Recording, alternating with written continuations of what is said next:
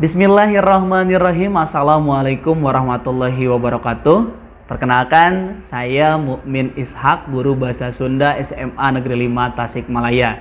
Dalam mengemban amanah sebagai guru, saya memiliki visi dan misi, yaitu visi saya menjadikan siswa yang merenah, dan misi saya adalah melalui pembelajaran bahasa Sunda diharapkan siswa bisa memiliki karakter Hade Tata, Hade Basa.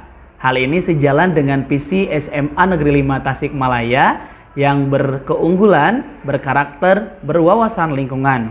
Tentu saja hal ini pula sangat sejalan dengan visi Jawa Barat, yakni terwujudnya Jawa Barat juara lahir batin dengan inovasi dan kolaborasi. Sekian paparan dari saya, semoga bermanfaat. Terima kasih. Wassalamualaikum warahmatullahi wabarakatuh.